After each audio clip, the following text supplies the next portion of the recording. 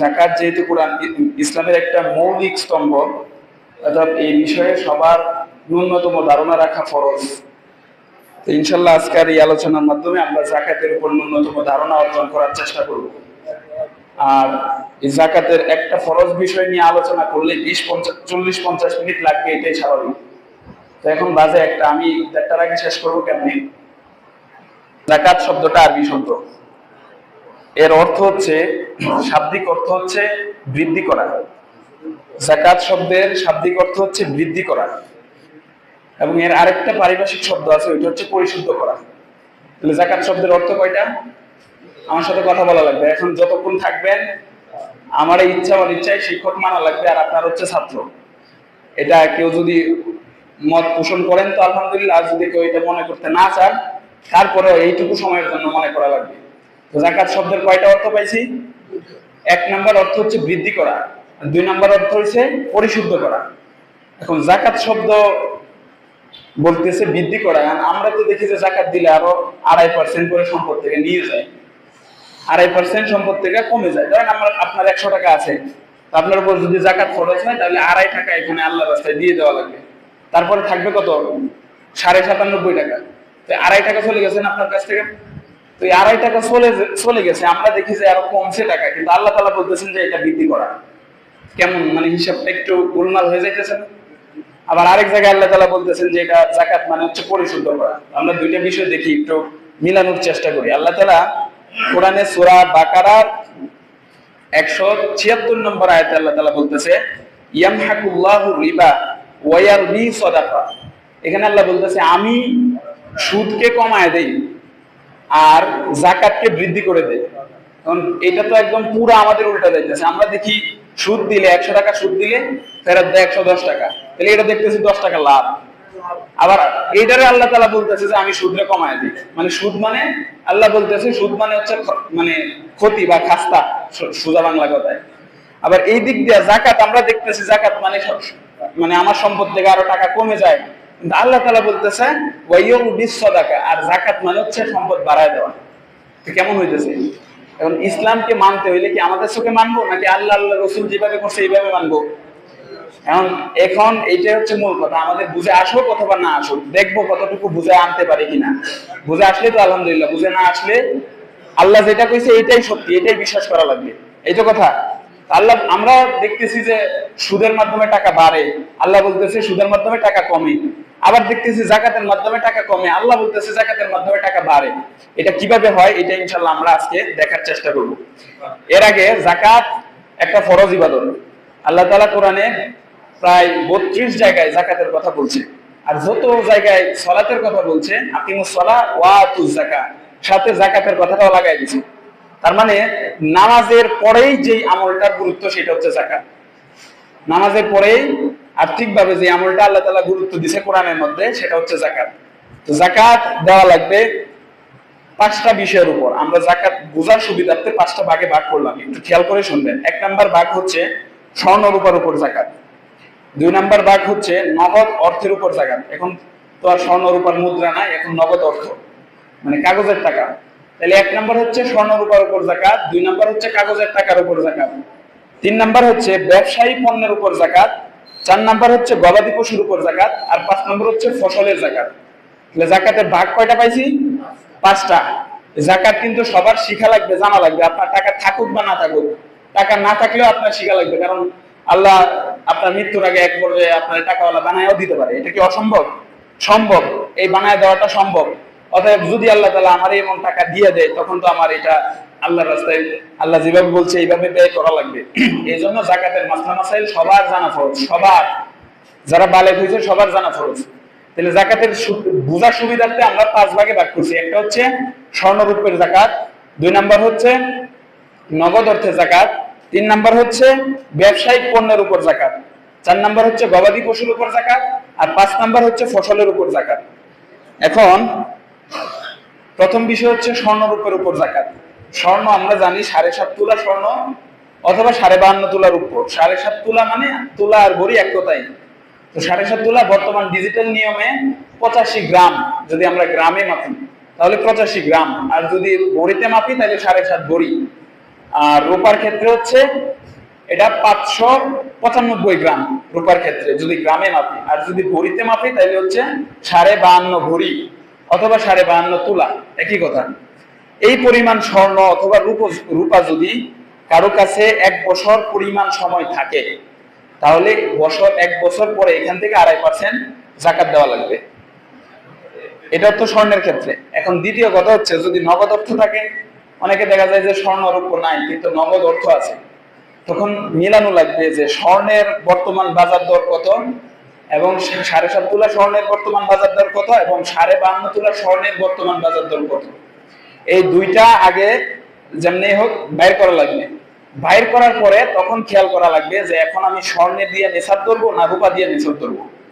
আল্লাহ তাআলা বলতেছে যে ওয়াফি আমওয়ালিহিম হাক্কুল লিসাইলি ওয়াল মাহজুম, তোমাদের সবার সম্পদের মধ্যে সাইলি ওয়াল মাহজুম, মিসকিন এবং গরিব যারা আছে তাদের হক আছে। তার মানে ফিকহার মূল নিয়ম হচ্ছে স্বর্ণ রূপ দুইটা তো পাইছি, এই দুইটার মধ্যে যেটা দিয়ে যাকাত ধরলে গরিবরা বেশি উপকৃত হবে সেটা দিয়ে যাকাত ধরা লাগবে। এই জন্য দেখেন স্বর্ণ দিয়ে যদি আমরা এখন যাকাত দিতে যাই তাহলে 20 লাখ টাকার মতো হওয়া লাগবে, আর যদি রূপা দিয়ে যাকাত দিতে চাই তাহলে 3.5 লাখ 3,60,000 টাকার মতো হইলে যাকাত দেওয়া লাগে। এক্ষেত্রে দেখা যায় যে যদি আমরা রূপাটারে নেশাব ধরে যাকাত দেই তাহলে বেশি মানুষ যাকাত দিতে পারবে এবং গরিবরা বেশি টাকা পাইবে বা গরিবরা বেশি উপকৃত হবে, এই তো কথা। আল্লাহ তাআলা কোরআনে বলতেছে ওয়াফি আমওয়ালিহিম হাক্কুল লিসাইলি ওয়াল মাহজুম, তোমাদের সম্পদের মধ্যে গরিব মিসকিনের হক আছে। আর এই আয়াতটা নিয়ে ফকি যারা আছে, ইসলামের গবেষক যারা আছে, ওরা এটার মূলনীতি স্থাপন করছে যে এই জন্য যাকাত দেওয়ার ক্ষেত্রে যদি রূপা দিয়া যাকাত দিলে গরিবরা বেশি উপকৃত হয় তাহলে রূপার দিয়েই নিসাব ধরা লাগবে। এখন রূপা আর স্বর্ণ দিয়ে নিসাবের দিকে যদি আমরা একটু তাকাই, আপনারা একটু খেয়াল করেন, বাংলাদেশের স্বর্ণ এবং রূপার দাম নিয়ন্ত্রণ করে যারা, এটাকে বলা হচ্ছে বাজুস। বাজুস মানে বাংলাদেশ জুয়েলারি সোসাইটি, বাজুস। এটা হচ্ছে বাংলাদেশের স্বর্ণের দাম আজকে কি আছে, রূপার দাম আজকে কি আছে, এটা ওরা নির্ধারণ করে।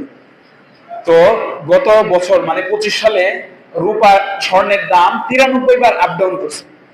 মানে এক বছরে স্বর্ণের দাম কয়বার আপ ডাউন করছে? 93 বার। তার মানে স্বর্ণের দাম বর্তমানে আপ ডাউন করতেছে, একটু কমতেছে আবার বাড়তেছে, আবার একটু কমতেছে আবার বাড়তেছে, বাড়ে বেশি কমে কম। তো 93 বার স্বর্ণের দাম 25 সালে আপ ডাউন করছে। তো এই জন্য আমাদেরকে লাস্ট কত হয়েছে স্বর্ণের দাম এটার উপর ভিত্তি করে হিসাবটা করা লাগবে। আমি আজকে হিসাব করে নিয়ে আসছি, ধরেন 28 ফেব্রুয়ারি, গত 28 ফেব্রুয়ারি একবার স্বর্ণের দাম বাড়ছে। এরপর গত 3 মার্চ মানে গত মঙ্গলবার আবার স্বর্ণের দাম বাড়ছে। তার মানে লাস্ট আপডেট হয়েছে গত মঙ্গলবার মানে 3 মার্চ স্বর্ণের দাম লাস্ট আপডেট। এটা হচ্ছে 21 ক্যারেট। ধরেন 22 ক্যারেট স্বর্ণ আছে, আবার 18 ক্যারেট স্বর্ণ আছে। 22 ক্যারেট স্বর্ণের দাম বেশি, 18 ক্যারেট স্বর্ণের দাম আবার কম। তো ইসলামের যে কোনো বিধান সাব্যস্ত করার ক্ষেত্রে মধ্যম পন্থা অবলম্বন করা লাগবে। এই জন্য আমরা মধ্যম পন্থা 21 ক্যারেট একটা নিলাম। তো 21 ক্যারেট স্বর্ণের দাম গত 3 মার্চ এর নিয়ম অনুযায়ী মানে এর সংখ্যা অনুযায়ী 21 ক্যারেট স্বর্ণের দাম হচ্ছে প্রত্যেক এক ভরি স্বর্ণের দাম 2,61,600 টাকা। 2,61,600 টাকা প্রত্যেক ভরি। বর্তমান বাজার মূল্য স্বর্ণের বর্তমান বাজার মূল্য 2,61,600 টাকা। তাহলে বর্তমান বাজার মূল্য যদি 2,61,600 টাকা হয় তাহলে আমরা এটারে 7.5 দিয়ে পূরণ দিব। তো 7.5 দিয়ে পূরণ দিলে দাম আসে 19,62,000 টাকা। তাহলে বর্তমান বাজারে স্বর্ণ দিয়ে যদি আমরা নিসাব হিসাব করি তাহলে 19,62,000 টাকার মালিক যে, এবং এই টাকাটা 1 বছর তার ঘরে ছিল, হয়তোবা ঘরে ছিল নয়তোবা ব্যাংকে ছিল, মানে কাজে লাগায় নাই, এরকম অবস্থায় পড়ে আছিল। এরকম যদি হয় তাহলে এনার উপর যাকাত খরচ হবে। তাহলে 19 লক্ষ টাকা আপনার এলাকায় কয়জনের আছে যে 1 বছর ফালায় রাখছে?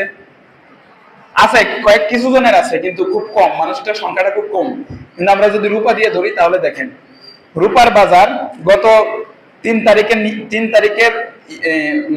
তারিখের রিপোর্ট অনুযায়ী রূপার বাজার হচ্ছে প্রত্যেক ভরি রূপার দাম 6,895 টাকা। 6,875 টাকা। এক ভরি রূপার দাম 6,875 টাকা। তাহলে 52.5 ভরি রূপার দাম কত? এটা যদি আপনি অঙ্ক করেন তাহলে দেখবেন 52.5 ভরি রূপার দাম আসতেছে 3,61,000 টাকা। তাহলে রূপা দিয়েও যদি আমরা ধরি তাহলে 3,61,000 টাকা আসতেছে। এবার একটু আপনি বলেন যে যার বাড়িতে 3,61,000 টাকা একটা বছর পরে আছে, এটা কোনো কাজে লাগে না। ধরেন খাবার দাবারের যে খরচ আছে এই খরচের বাইরে, পোশাক পরিচ্ছদ করতে যে খরচ আছে এই খরচের বাইরে, বা মানুষের যে 5টা মৌলিক চাহিদা এই চাহিদা পূরণ করার পরে এই টাকাটা অতিরিক্ত আছে, এবং এটা 1 বছর যাবত পড়ে আছে, হয় ব্যাংকে পড়ে আছে, নাই আপনার সিন্ধুকে পড়ে আছে, নাই হলে যে কোনো ভাবে পড়ে আছে, কারণে হাওলাত দিয়ে রাখছেন, যে কোনো ভাবে পড়ে আছে, এই টাকাটা কাজে লাগতেছে না। এরকম টাকা যদি হয়, কত টাকা? 3,61,000 টাকা আজকের দিনের হিসেবে। এরকম টাকা যদি হয় কারো থাকে, এরকম টাকা যদি কারো থাকে, নিজের দৈনন্দিন প্রয়োজন মেটানোর পরে টাকাটা থাকা লাগবে। দৈনন্দিন প্রয়োজন মেটানোর পরে। এখন একজনের একটা গাড়ি আছে, গাড়ির দাম 2 কোটি টাকা, এটা দিয়ে জাকাত, এটার উপর জাকাত আসবে না। গাড়ি আছে এটা বাদ, ঘর আছে এটা বাদ, ঘরের ভিতরে আসবাবপত্র আছে এটা বাদ, এরপরে অতিরিক্ত যে টাকাটা থাকবে এটা যদি 3,61,000 টাকা পরিমাণ হয়, অথবা 3,61,000 টাকা পরিমাণ যদি কারো ব্যবসায়ী পণ্য থাকে, ব্যবসায়ী পণ্য, ব্যবসার কথাটা আসবে, ব্যবসার কথা পরেই বলতেছি। তো 3,61,000 টাকা যদি কারো থাকে এবং এই টাকাটা যদি 1 বছর যাবত আছে আমার অধীনে, 1 বছর যাবত আমার অধীনে আছে, তাহলে এই ব্যক্তিটা হচ্ছে সাহিবুল মাল, মানে এই ব্যক্তি নিসাব পরিমাণ সম্পদের মালিক। তো এই ব্যক্তিকে এই বছর আনতে 1 বছর পরে সাধারণত জাকাত বেশিরভাগ মানুষ দেয় রমজান মাসে, কারণ রমজান মাসে দিলে দেখা যায় যে এমনিতেই রমজানে যে কোনো দানের সওয়াব আল্লাহ তাআলা বাড়ায় দেয়, এই জন্য রমজানি হিসাব করে। তো এটার মূল হিসাবটা হবে যখন আপনার কাছে 3,61,000 টাকা হয়েছে, এই হওয়ার পরের দিন থেকে গত বছর এই দিন আসার আগ পর্যন্ত। এই নিয়মটা অনেকে করা খুব ঝামেলা হয়, এটা অনেকে করতে পারে না, এই জন্য ফকিরা সহজ একটা নিয়ম বলে। ধরেন 20 রমজান, আজকে 20 রমজান, আজকে যদি আপনার এই 3,61,000 পরিমাণ সম্পদ যদি আজকে আপনার থাকে, তাহলে এটার উপর আজকে জাকাত দিবেন। এর পরের বছর যদি আপনি দেখেন যে এরকম যদি থাকে তাহলে জাকাত দিবেন, যদি না থাকে তাহলে জাকাত দেওয়া লাগবে না। তো ধরেন আজকে একজনের এরকম 3,61,000 টাকার মতো সম্পদ তার আছে, হয় টাকা আছে, অথবা ব্যাংকে আছে, অথবা কাউরে মানে কর্জা দিছে, কাউরে ধার দিছে, যে কোনো ভাবে তার এই সম্পত্তি তার আছে, তখন তার এই সম্পত্তি থেকে 2.5% জাকাত দেওয়া লাগবে। 2.5% জাকাত যদি এখান থেকে হিসাব করি তাহলে 6, 6.5, 7,500 টাকার মতো তার জাকাত আসে। যদি এরকম 3.5 লাখ বা 3,60,000 টাকার মতো কেউ যদি মালিক হয়, তাহলে তার 7,500 এর মতো, আরো হিসাব করলে ক্যালকুলেটর দিয়ে হিসাব করলে কিছু এদিক সেদিক হবে, তো এই পরিমাণ জাকাত তার উপর আসে। এই জাকাতটা তার দেওয়া হচ্ছে ওয়াজিব। ওয়াজিব মানে ফিকের দৃষ্টিতে যেটা ওয়াজিব, আমরা আগে বলছি এটা ফরজ। নামাজ পড়া যেমন ফরজ, রোজা রাখা যেরকম ফরজ, আল্লাহর উপর ঈমান আনা যেরকম ফরজ, এরকম এত পরিমাণ টাকা থাকলে তার উপর জাকাত দেওয়া এরকম ফরজ। এখন আমরা চিন্তা করি যে টাকা আছে অনেকের, কিন্তু হিসাব করি না। হিসাব করলে যদি আবার জাকাত দেওয়ার মতো টাকা হয়ে যায়, আবার হিসাব না করে অনেকে আছে যে শাড়ি দিয়ে লাই, হ্যাঁ, রমজানের ঈদের আগে কাপড় দিয়ে লাই, এগুলা মানে একদম আল্লাহ তাআলার সাথে মানে বাউতাবাজি করা। এটা বাউতাবাজি, এটা সুন্দর বললে হয় আল্লাহ তাআলার সাথে বিয়াদবি করা। আল্লাহ তাআলা একটা বিধান আপনারে দিয়ে দিয়েছে, আপনি এই বিধানগুলি দিয়ে আপনার শাড়ি দেন, লুঙ্গি দেন, খাবার দেন, এটা দিয়ে বলেন যে আমার জাকাত আদায় হয়ে গেছে, এটা মানে আল্লাহ তাআলার সাথে বিয়াদবি ছাড়া আর কিছুই না। এইরকম যারা করে এদের জন্য আল্লাহ তাআলা একটু উস্কানিমূলক কথা দিয়ে বলতেছে, আল্লাযীনা ইয়াকনিজুনা যাহাবা ওয়াল ফিদ্দা ওয়া লা ইউনফিকুনা ফি সাবিলিল্লাহ ফাবাশশিরহুম বিল আযাবিল আলীম। যারা নিজেদের ঘরে স্বর্ণ অথবা রূপ অথবা স্বর্ণরূপ পরিমাণ টাকা জমা রাখে কিন্তু জাকাত দেয় না, হিসাবও করে না, হিসাব করলে না জানি জাকাত দেওয়া লাগে এই জন্য হিসাব করে না, এরকম করে, তার মানে আল্লাহ তাআলার সাথে একটু খামখেয়ালি করতেছে। তো আল্লাহ তাআলা তার সাথে কি বলতেছে দেখেন, আল্লাহ তাআলা বলতেছে তাহলে তাকে কঠিন আযাবের সুসংবাদ দাও। আচ্ছা, আযাবের কি সুসংবাদ হয়? কিন্তু আল্লাহ তাআলা বলতেছে কঠিন আযাবের সুসংবাদ দাও, তার মানে আল্লাহ তাআলা তার সাথে একটু খামখেয়ালি করে বলতেছে যে কঠিন আযাবের সুসংবাদ দাও। এরপরে আরো এই আযাব, এমন আযাব যে কিয়ামতের দিন তার এই সম্পদ তার কপালে মারা হবে, তার পেটে মারা হবে, তার পিঠে মারা হবে, এবং সম্পদকে সাপ বানায় তার গলায় পেঁচায় দেওয়া হবে, এবং তার গালে অনবরত কামড় দিতেই থাকবে এই সাপ। তো এই জন্য আমরা যাদের মনে হয় যে এই পরিমাণ টাকা আমার হয়তো হিসাব করলে হইতে পারে, তারা আজকে যায় হিসাব করবেন, ভালো করে হিসাব করবেন। আচ্ছা, এটা তো গেল স্বর্ণের জাকাত। তো স্বর্ণের হিসাবে অথবা নগদ অর্থের হিসাবে, স্বর্ণের হিসাবে তো 52 ভরি স্বর্ণ যার 7.5 তোলা স্বর্ণ যার থাকবে, অথবা 52 তোলা রূপা যার থাকবে, সে জাকাত দিবে। এখন নগদ অর্থের হিসাবে 3,61,000 টাকা যার থাকবে তার এখান থেকে জাকাত দেওয়া লাগবে 2.5%। এখন নগদ অর্থ গেল, স্বর্ণ গেল, 3 নাম্বার হচ্ছে ব্যবসায়ী পণ্য। এখন ধরেন স্বর্ণ নাই, নগদ অর্থ নাই, কিন্তু ব্যবসা করে। এমন অনেক মানুষ আছে না, ব্যবসায়ী মানুষ, তার ব্যবসার দোকানে মানে 3.5 লাখ অথবা 3,61,000 টাকার চাইতে আরো বেশি পরিমাণ সম্পদ আছে ব্যবসায়িক দোকানে, এবং এই ব্যবসাটা ধরেন 1 বছরের চাইতে বেশি সময় ধরে করতেছে। এরকম ব্যবসায়ী যদি হয়, তাহলে আজকে যা হিসাব করবেন আপনার দোকানে কতগুলা সম্পদ আজকে আছে, মানে কতগুলা মাল আছে, কাঁচা মাল কত কিছু আছে। কাপড়ের ব্যবসা হলে কত টাকার কাপড় আপনার দোকানে আছে, মুদির ব্যবসা হলে কত টাকার মুদির পণ্য আপনার দোকানে আছে, অন্য যে কোনো ব্যবসা হলে, ওষুধের ব্যবসা হলে কত টাকার ওষুধ আজকের বাজারে আমার দোকানে আছে। এটা যদি 3,61,000 টাকার উপরে চলে যায়, তখন এখান থেকে 2.5% হারে আপনার জাকাত দেওয়া লাগবে। এবং ওষুধের বর্তমান বাজার মূল্যটা ভালো করে, মানে বর্তমান বাজার কত, আপনি আজকে বিক্রি করলে কত টাকা বিক্রি করতে পারবেন, এটা হিসাব করে তারপরে এর উপর 2.5% হারে জাকাত দেওয়া লাগবে। আর যদি কেউ চিন্তা করে হিসাব করলে তো 4 লাখ অথবা এর চাইতে বেশি টাকার ওষুধ হয়ে যেতে পারে, হিসাব করবো না, একটা 5,000 টাকা দিয়ে দিলাম, হিসাব করার দরকার নাই। এটা করলে এটা আল্লাহ তাআলার সাথে খামখেয়ালি করার মতো হয়ে যায়। এটার জন্য আল্লাহ তাআলা চরম ভাবে এই বান্দারে গুনাহগার করবে, এবং আল্লাহ তাআলা বলছে না যে এরকম করবে তার জন্য কিয়ামতের দিন আল্লাহ বলবে তারে জাহান্নামের আযাবের সুসংবাদ দাও। আযাবের তো সুসংবাদ হয় না, আল্লাহ তাআলা একটু যেমন আল্লাহর সাথে খামখেয়ালি করছেন, আল্লাহ তাআলাও তার সাথে একটু খামখেয়ালি করে উত্তর দিতেছে। আচ্ছা, এটা গেল নগদ অর্থ গেছে, স্বর্ণ গেছে, ব্যবসায়ী পণ্য গেছে। ব্যবসায়ী পণ্য আবার বলি, যার দোকানে 3,61,000 টাকার চাইতে উপরে সম্পদ আছে, এটা হিসাব করা লাগবে, এবং তার ব্যবসাটা 1 বছরের চাইতে বেশি সময় ধরে করতেছে। আছেন অনেক ব্যবসায়ী 20 বছর যাবত ব্যবসা করতেছে, 1 বছরের চাইতে বেশি সময় ধরে ব্যবসা করতেছে, এবং তার দোকানে 3,61,000 টাকার চাইতে বেশি পরিমাণ টাকার পণ্য তার দোকানে আছে, তখন তার উপর 2.5% হারে জাকাত দেওয়া লাগবে। এরপরে হচ্ছে গবাদি পশুর জাকাত। গবাদি পশুর জাকাত আসলে যেভাবে দেওয়া লাগে এইভাবে বাংলাদেশে কোনো গবাদি পশু নাই। কারণ গবাদি পশুর জাকাত দিলে এই পশুটা আল্লাহর জমিনে খাওয়া লাগবে।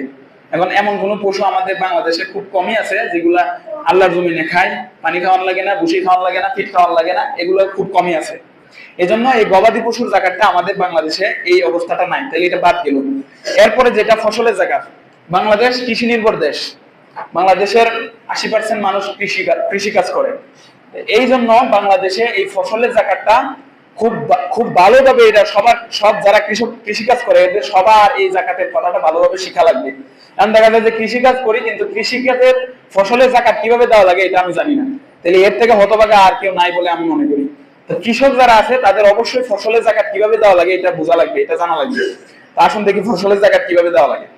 ফসলের জাকাত হচ্ছে, সম্পদের জাকাত তো প্রত্যেক বছরে একবার দেওয়া লাগে, কিন্তু ফসলের জাকাত হচ্ছে ফসল যেই সময় উঠাবেন এই সময় ফসলের জাকাত দেওয়া লাগে। সাধারণত বাংলাদেশে ফসলগুলো হয় 3 মাস 4 মাস, ধান লাগাইলে 3 মাস 10 দিন, অথবা অন্য কোনো ফসল করলে দেখা যায় 4 মাসের বেশি সময় কোনো ফসল জমিতে থাকে না।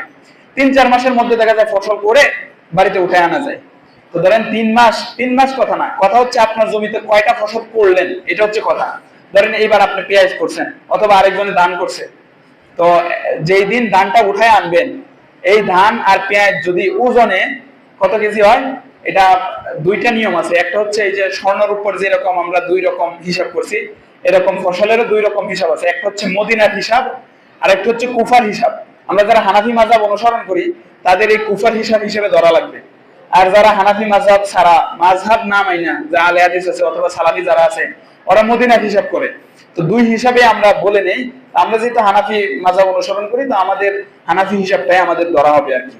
তো হানাফি হিসাব যদি ধরি তাহলে 25 মণ সম্পদ যদি হয়, 25 মণ ফসল যদি হয়, এটা হইতে পারে পেঁয়াজ, এটা হইতে পারে আলু, এটা হইতে পারে গম, এটা হইতে পারে জব, অথবা এটা হইতে পারে ধান। মানে যেই পণ্যগুলা নষ্ট হয় না, মজুত করা যায়, রাখা যায়, গুদামজাত করা যায়, এই সকল পণ্য যত কিছু আছে, রসুন, পেঁয়াজ, তারপরে যদি শুকনা মরিচ হয়, শুকনা মরিচ তো এত হবে না এটা, তারপরেও যদি হয়, তারপরে ধান, তারপরে আর কি আছে, গম, যেগুলো আছে মজুত করে রাখা যায়, এরকম পণ্য যদি 25 মণের বেশি হয়, কারণ আপনার ক্ষেত আছে 2 কানি অথবা 2 বিঘা, 2 বিঘা জমিতে আপনার 26 মণ ফসল হইলো, ধানই ধরেন, আমরা যেহেতু ধান বেশি করি ধানই ধরেন, 26 মণ ধান হইলো, তাহলে 25 মণ হওয়া হচ্ছে নেশাব। আপনার হয়েছে কত? 26 মণ, তার মানে নেশাব অতিক্রম হয়ে গেছে। এখান থেকে তার তাহলে ফসলের জাকাত দেওয়া লাগবে। এখন সম্পদের জাকাত তো 100 টাকায় 2.5 টাকা, কিন্তু ফসলের জাকাত হচ্ছে 100 মণে 20 মণ। খেয়াল করেন, সম্পদের জাকাত 100 টাকায় 2.5 টাকা, আর ফসলের জাকাত 100 মণে 20 মণ না, 100 মণে 10 মণ।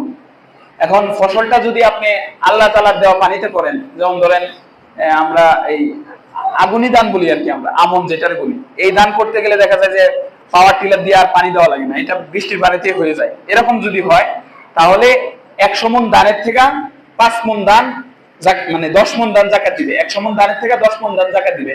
তো এই কাইফিয়তটা আমাদের বাংলাদেশে খুব বেশি হয় না। আমাদের বাংলাদেশে হয় যেমন ফসল করলে এটাতে কীটনাশক দেওয়া লাগে, সার দেওয়া লাগে, পানি দেওয়া লাগে, মানে আল্লাহ তাআলার দেওয়া পানিতে সব সম্পূর্ণ ফসল হয় না। তাইলে আমরা এই 100 মণে 10 মণের হিসাবটা বাদ দিলাম, এটা আমাদের দেশে হয় না। যেমন এই যে গরু ছাগলের হিসাবটা বাদ দিছি এরকম। তো এখন হিসাব হচ্ছে যদি আল্লাহ আপনি ফসল করলেন এবং আপনি নিজে পানি দিলেন, নিজের টাকা দিয়ে কীটনাশক দিলেন, নিজের টাকা দিয়ে সার দিলেন, জৈব সার দিলেন, অনেক কিছু দিলেন, এরপরে যে ফসলটা আপনার হয়েছে এই ফসলটা 100 মণে 5 মণ, কত 100 মণে 5 মণ হারে আল্লাহর রাস্তায় যাকাত দেওয়া লাগবে। এটা হচ্ছে ফসলের যাকাত। এখন 100 মণে 5 মণ, তাহলে 50 মণে কয় মণ? 50 মণে 2.5 মণ। এখন 25 মণ যদি আপনার হয় তাহলে 25 মণে কত মণ হবে? সোয়া 2 মণ। আচ্ছা যেই হয় সোয়া 1 মণ এমন হইব। তাহলে 25 মণ, 25 মণ অথবা 25 মণের উপরে যদি কারো ফসল হয়, আপনার ক্ষেত আছে 2-3টা ক্ষেত মিলায়া 25 মণ ধান হয়েছে, তখন আপনার কিন্তু এই 25 মণের থেকে সোয়া 1 মণ যাকাত দেওয়া লাগবে। যদি আপনার 50 মণ হয় তাহলে 2.5 মণ যাকাত দেওয়া লাগবে। যদি আপনার 100 মণ হয় তাহলে 5 মণ যাকাত দেওয়া লাগবে। এমন ধান হয় না, আপনার পেঁয়াজ হয়েছে, পেঁয়াজ কিন্তু একদিনের পেঁয়াজ 2-3 মাস 4 মাস মজুত করে রাখা যায়। কারণ পেঁয়াজ যদি কারো 25 মণ অথবা 25 মণের বেশি হয় তাহলে 100 মণে 5 মণ, এটা হচ্ছে মূল হিসাব। তাহলে আপনার যতটুকু হয়েছে অতটুকু আপনার হয়েছে 27 মণ। 100 মণে 5 মণ হলে 27 মণে কত হয় এটা আপনি হিসাব করে বাইর করবেন। 100 মণে 5 মণ হলে 50 মণে কত হয় এটা আপনি হিসাব করে বাইর করবেন। হইতে পারে 47 মণ, 67 মণ, এরকম এক একজনের এক এক রকম হইতে পারে। যার যত হয় এটা সে হিসাব করে বাইর করবে, হিসাব করে তারপরে যাকাত দেওয়া লাগবে। এখন আপনার সম্পদ হয়েছে ধরেন 33 মণ আপনার পেঁয়াজ হয়েছে অথবা 33 মণ ধান হয়েছে, কারণ আপনি হিসাব করলেন না, এমনি কিছু দান করে দিলেন, এমনি কিছু যাকাত দিয়ে দিলেন। এখন বাংলাদেশের মানুষ তো বলে যে প্রত্যেকদিন ভিক্ষা করতে মানুষ আছে না, আমাদের এলাকায় মঙ্গলবারে ভিক্ষা করতে মানুষ আসে, মানে আপনাদের এলাকায় কেমনে আসে জানি না, ভিক্ষার জন্য মানুষ আছে। তো মা বোনরা বলে যে ভিক্ষার জন্য যে মানুষরা আসে এদেরকে যে আমরা প্রত্যেকদিন দেই এটাই যাকাত। অনেকে এমন মনে নিজের শান্তি দেয়, অনেকে কেমনে শান্তি দেয় যে আমরা তো যাকাত দেই না। আরে না, যাকাত দেই। কেমনে যাকাত দেয়? এই যে ভিক্ষা করতে মানুষ হয় এরা প্রত্যেকদিন এক মোট করে দেয়, 1 বছর পরে দেখা যায় যে এরা যাকাতে যত সম্পদ হওয়ার কথা এরা নিয়ে যায়। এরকম করলে কিন্তু একদমই হবে না। আমরা আগে বলছি এগুলা হিসাব করে দেওয়া লাগবে। হিসাব করে যদি না দেন তাহলে আল্লাহ তাআলার সাথে ঠাট্টা বিদ্রুপ করার মতো হয়। আল্লাহ তাআলার সাথে যদি আপনি ঠাট্টা বিদ্রুপ করেন তাহলে আল্লাহ তাআলা আপনারা ঠাট্টা করে বলতেছে তাহলে তুমি জাহান্নামের আযাবের সুসংবাদ গ্রহণ করো। আযাবের তো সুসংবাদ হয় না, আল্লাহ ঠাট্টা করে বলতেছে সুসংবাদ গ্রহণ করো। এইজন্য আমাদের যদি 25 মণের উপরে কোনো ফসল হয়, একজন ব্যক্তি মালিকানায় হইতে পারে 5টা জমি মিলায় 25 মণ হয়েছে, যত জমি মিলায় হোক আপনার মালিকানায় যদি 25 মণ অথবা এর চাইতে বেশি ফসল হয় তাহলে ফসল উঠানোর দিন, যেই দিন ফসল উঠাইবেন ঘরে নিয়ে গুদামজাত করবেন না, ঘরের যে তুলা আছে, ঘরের যে ইয়ে আছে এটাতে রাখবেন না, এর আগেই মানুষেরটা মানে যাকাতের জিনিসটা আলাদা করে রেখে দিবেন, এটা আলাদাভাবে দিয়ে দিবেন। তাহলে টাকার যাকাত এবং স্বর্ণের যাকাত দেওয়া লাগে বছরে একবার, আর শস্যের যাকাত দেওয়া লাগে যখন শস্য ক্ষেত থেকে উঠানো হবে তখনই যাকাত দেওয়া লাগে। তার মানে অনেক সময় দেখা যায় যে আমাদের দেশে 1 বছরে 3 বার ফসল করে তাহলে 3 বার যাকাত দেওয়া লাগবে, আর অনেক সময় দেখা যায় 2 বার করতে পারে তাহলে 2 বার যাকাত দেওয়া লাগবে। আর যাকাত দেওয়া লাগবে না তাদের যাদের ফসল 25 মণের উপরে হয় নাই অথবা 25 মণের কম হয়েছে। ধরেন আপনার ফসল 5টা ক্ষেত করছেন, 5টা ক্ষেতে ধান হয়েছে আপনার 24 মণ, তাহলে হানাফি মাযহাব অনুযায়ী যাকাত দেওয়া লাগবে না, কিন্তু ওই অন্য মাযহাব ধরলে কিন্তু 18 মণ হইলে যাকাত দেওয়া লাগতেছে। যদি আপনি 18 মণ হয় আপনার উচিত 18 মণেও যেহেতু যাকাত দেওয়া যায় তাহলে আপনার উচিত 18 মণ হইলেই যাকাত দিয়ে দেওয়া। এখন একজনের মাযহাবের দোহাই দিয়ে 25 মণ পর্যন্ত যাইতে পারে, কিন্তু 25 মণের পরে আর কোনো মাযহাবের দোহাই চলবে না। এজন্য যার 25 মণ এর কম সম্পদ হবে তাইলে সে মানে যাকাত না দিয়ে থাকার একটা কায়দা আছে। তারপরেও 17 মণ 18 মণের উপরে হইলে যাকাত দেওয়ার কথা অন্য মাযহাবে আছে, আপনি চাইলে যাকাত দিতে পারবেন 19 মণ হলেও। আর যার 16 মণ অথবা 15 মণ হয়েছে তার যাকাত দেওয়া লাগবে না, কোনো মাযহাবে তার যাকাত দেওয়া লাগবে না। বুঝা গেছে? তাহলে যার সম্পদ 25 মণের কম হয়েছে, হ্যাঁ ক্লিয়ার হলেন না? আচ্ছা আচ্ছা আবার বলতেছি, এখন একটু মনোযোগ দিয়ে খেয়াল করেন, একবারে বলতেছি 25 মণ 25 মানে 2 মাযহাবের কাজ বাদ দিলাম, শুধু হানাফি মাযহাবী আমরা যারা আছি হানাফি মাযহাবের কথা। এটাই বলতেছি। ধরেন আপনার জমি আছে 100 বিঘা অথবা যত কিছু, জমির উপর কোনো জাকাত নাই। জাকাত হচ্ছে জমির থেকে যে ফসল উঠাইছেন। এখন কেউ 1 বিঘা জমি থেকে 25 মণ 26 মণ ধান উঠাইছে, আবার কেউ 3 বিঘা থেকেও 25 মণ উঠাইতে পারে না, 3 বিঘা থেকে কেউ 23 মণ উঠাইছে। তাহলে এই যে 3 বিঘা থেকে যে 23 মণ উঠাইছে তার জাকাত দেওয়া লাগবে না, কিন্তু 1 বিঘা থেকে যে 25 মণ উঠাইছে তার জাকাত দেওয়া লাগবে। বুঝা গেছে? তাহলে 25 মণ হচ্ছে ন্যূনতম, 25 মণ হইলে জাকাত দেওয়া লাগবে। 25 মণের উপরে যত হয় এত জাকাত দেওয়া লাগবে। কি হারে? প্রত্যেক 100 মণে 5 মণ হারে, মানে 5% হারে। এটা আপনার ধরে 47 মণ হয়েছে আপনার ফসল, তো 47 মণ হইলে এটা আপনার একটু হিসাব করে বাইর করা লাগবে। 100 মণে যদি 5 মণ হয় তাহলে 47 মণে কত হবে? এটা ধরেন 2.5 মণের থেকে একটু কম হবে। এটা ক্যালকুলেটর দিয়ে হিসাব করলে পুরো হিসাবটা করা যাবে। অথবা ধরেন 33 মণ হয়েছে, 29 মণ হয়েছে, এগুলো সব তো 25 এর উপরে। তাহলে এটা আপনার 100 মণে 5 মণ হারে হিসাব করে বাইর করা লাগবে। এটা ক্লাস 5 এ যারা পরে হেরাই এই হিসাব বাইর করতে পারবে, আমরা বাইর করতে পারবো, কিন্তু এই মুখে মুখে হিসাবটা একটু কঠিন হয়ে যাবে। এখন যার 25 মণের কম হয়েছে কিন্তু সব ক্ষেত আছে অনেক, 100 বিঘা ক্ষেত আছে ধরেন, কিন্তু ফসল তার 23 মণ হয়েছে, তার জাকাত দেওয়া লাগবে না। কিন্তু 1 বিঘা ক্ষেত আছে, ফসল হয়েছে 26 মণ অথবা 25 মণের একটু উপরে, তাহলে তার জাকাত দেওয়া লাগবে। বুঝা গেছে? আর ফসলের জাকাত কোনো বছরে না, ফসলের জাকাত হচ্ছে যেই দিন ফসল উঠাইবেন।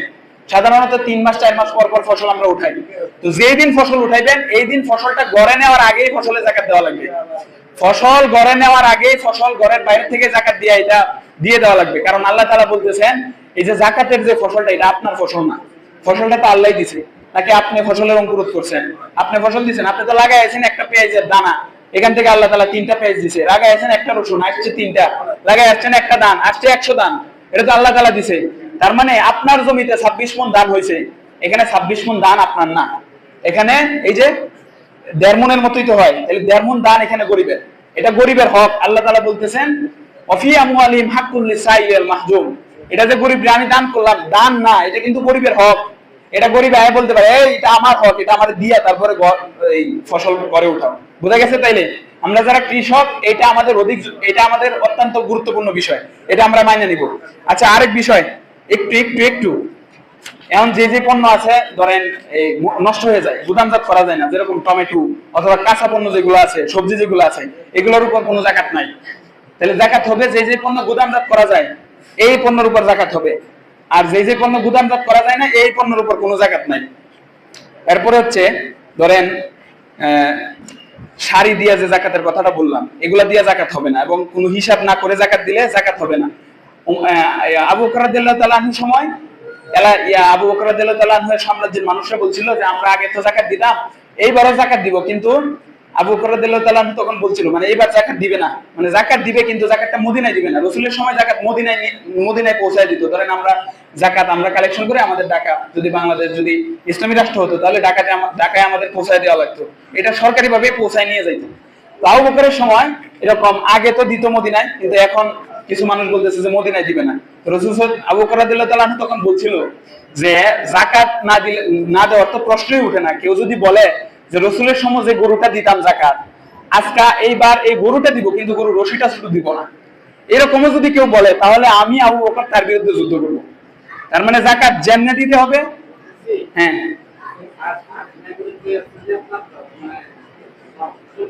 হ্যাঁ, দাঁড় দেনা করে যে ফসল উঠায়। হ্যাঁ আচ্ছা, দাঁড় দেনা করে যে ফসল উঠায়, ধরেন দাঁড় করছে 2 লাখ টাকা দাঁড় করে ফসল চাষ করছে।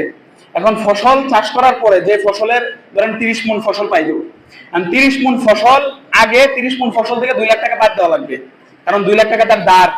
2 লাখ টাকা বাদ দিয়া যদি 25 মণ অথবা 25 মণের দাম সম পরিমাণ ফসল হয় তাহলে জাকাত দিবে, আর নাইলে দেওয়ার দরকার নাই। বুঝা গেছে? হ্যাঁ, এরপরেও যদি কেউ না বোঝেন তাহলে যার এখনো বোঝা হয় না সে পার্সোনালি বুঝবেন। আচ্ছা, এরপরে হচ্ছে জাকাত যদি কেউ না দিতে চায় তাহলে আল্লাহ রাসূল সাল্লাল্লাহু আলাইহি ওয়াসাল্লাম বলছে এটা হচ্ছে কিয়ামতের আলামত। শুনেন সময় বেশি নাই। জাকাত যদি কেউ না দিতে চায় এটা হচ্ছে কিয়ামতের আলামত। আমরা এই যে আবু বকর রাদিয়াল্লাহু তাআলা আনহু কথা থেকে শুনলাম, উনি বলছে যে জাকাত দিবে কিন্তু যেই উটটা জাকাত দিত এই উটের রশিটা দিবে না, এরকমও যদি হয় তার বিরুদ্ধে আমি যুদ্ধ করব। তাহলে কত বড় কঠিন কথা। তার মানে জাকাত যেমনে দেওয়ার কথা আল্লাহ বলছে এইভাবেই দেওয়া লাগবে, এইভাবেই পুঙ্খানুপুঙ্খানুভাবে হিসাব করে দেওয়া লাগবে। হ্যাঁ আচ্ছা, আমারই তো সময় হইতেছে না। আচ্ছা ঠিক আছে। আচ্ছা, এরপরে যে বিষয়টা এটা হচ্ছে যে জাকাত কারে কারে দিবে। জাকাত দেওয়ার 8টা খাত কোরআনে বলা হয়েছে। একটা হচ্ছে ইন্নামাস সাদাকাতুল লিল ফুকারা, ফকির, দুই হচ্ছে মিসকিন। এখন ফকির কি আর মিসকিন কি? ফকির হচ্ছে যে মানুষের কাছে হাত পাতে, হ্যাঁ হচ্ছে ফকির। তবে আবার কথা আছে, ধরেন এখন তো ডিজিটাল ভিক্ষুক আছে যে হাত পাতে ঢাকায় ভিক্ষা করে, কিন্তু এর বাড়ি আছে 2 তলা, হে কিন্তু ফকির না। ফকির হচ্ছে যে যাকাত দেওয়ার মতো টাকা নাই, এ হচ্ছে ফকির। এখন যাকাত দেওয়ার মতো টাকা নাই এবং মানুষের কাছে হাত পাতে, এটা হচ্ছে ফকির। আর মিসকিন হচ্ছে যার যাকাত দেওয়ার মতো টাকা নাই, মানে কষ্ট করে চলে কিন্তু মানুষের কাছে হাত পাতে না, এরকম মানুষ আছে না? অ্যাভেলেবেল আছে। একটু মানে ব্যক্তিত্বে বাঁচবে দেখে মানুষের কাছে চায় না, না খায়া আধা মরে খায়া, একদিন খায় একবেলা খায় একবেলা না খায় চলে যায়, কিন্তু কারো কাছে হাত পাতে না। এইদেরকে খুঁজে খুঁজে বাইর করে যাকাত দেওয়া লাগবে। 2 গেল। 3 হচ্ছে ওয়ামিলিনা আলাইহা, এটা আমাদের এটা জানার দরকার নাই। ওই দক্ষিণ পাড়ার তরিকুলির থেকে বিদেশে থেকে 5,000 টাকা পাঠাইছে। ঠিক আছে। 3 নাম্বার হচ্ছে ওয়ামিলিনা আলাইহা, যাকাতের টাকা যারা তুলবে, এটা ইসলামী রাষ্ট্র হওয়া ছাড়া এটা আসবে না। 4 নাম্বার হচ্ছে ওয়াল গরিমিন, গরিমিন মানে যারা ঋণগ্রস্ত, ধরেন ঋণের কারণে জর্জরিত হয়ে গেছে, এরকম কেউ যদি হয় তাহলে তারে যাকাত দেওয়া যাবে। এখন বাংলাদেশে তো ডিজিটাল ঋণ নেয় হচ্ছে কোম্পানি বানানোর জন্য, এরপরে ঋণ খেলাপি হয়। হ্যাঁ বিএমডব্লিউ গাড়িতে চলে, হ্যাঁ বলে ঋণ খেলাপি। এইরকম ঋণ খেলাপি হলে এরা কিন্তু যাকাত দেওয়া যাবে না, হ্যাঁ উল্টা যাকাত দিবে। এই ঋণ না, ঋণ হচ্ছে যেই ঋণ নিয়ে মানুষের মৌলিক চাহিদা পূরণ করে। মৌলিক চাহিদা কয়টা? ধরেন আপনার বাবা স্ট্রোক করছে, আল্লাহ না করুক, আপনার বাবারে নিয়ে হসপিটালে গেছেন, এখন ডাক্তার বলতেছে 2 লাখ টাকা লাগবে, এই 2 লাখ টাকা আপনি ঋণ আনছেন। এইরকম ঋণদার যদি হয় তাহলে তারে যাকাত দিয়া এই ঋণের টাকাটা পরিশোধ করে দেওয়া যাবে। 5 নাম্বার হচ্ছে অফি সাবিলিল্লাহ, আল্লাহর রাস্তায় দান করা যাবে যাকাতের টাকা। আল্লাহর রাস্তা হচ্ছে 2টা, একটা হচ্ছে মসজিদ মাদ্রাসা, মসজিদ না মাদ্রাসা। মাদ্রাসা মানে যেখানে লিল্লা বোর্ডিং পায় না, যেখানে ছেলেপেলেরা দিন শিখে, এটা এবং যেই ছেলেপেলেরা দিন শিখে তাদেরকে দেওয়া যাবে যাকাতের টাকা। আর 2টা হচ্ছে সাবিলিল্লাহ মানে আল্লাহর রাস্তায়। দ্বিতীয় আল্লাহর রাস্তা বলতে বোঝায় এটা হচ্ছে যুদ্ধ বিগ্রহ যারা করে, ধরেন ফিলিস্তিনে যুদ্ধ করতেছে, এবং যাকাতের টাকা দিয়ে আপনি ফিলিস্তিনিরে ড্রোন কিনে দিতে পারবেন। বাংলাদেশ চাইলে বা যদি কোন ইসলামী রাষ্ট্র চায় যে যাকাতের টাকা দিয়ে আমরা ফিলিস্তিনিদের যুদ্ধ সহায়তা করব, এটাও করা যাবে। আর এটা যদি না করে তাহলে আরেকটা করা যাবে, যাকাতের টাকা দিয়ে ওই যারা মাদ্রাসা পড়াশোনা করে তাদেরকে দিব, যারা তারা দিন ভালো করে শিখতে পারে, এটা হচ্ছে সাবিলিল্লাহ। এরপরে শেষ হচ্ছে ওয়াবনা সাবিল, যিনি মুসাফির, ধরেন কোথাও থেকে আসছে, এখন বাড়ি যাবে কিন্তু টাকা হারায় ফেলছে, তখন যেই পরিমাণ টাকা দিলে সে বাড়িতে যাইতে পারবে এই পরিমাণ টাকা তাকে যাকাতের ফান্ড থেকে দেওয়া যাবে। আরেকজন হচ্ছে যারা যাকাতের টাকা দিলে সে মুসলমান না, কিন্তু যাকাতের টাকা দিলে ইসলামের প্রতি আকৃষ্ট হতে পারে, তাকে যাকাতের টাকা দেওয়া যাবে। তাহলে এই 8 প্রকারের মানুষকে যাকাতের টাকা দেওয়া যাবে।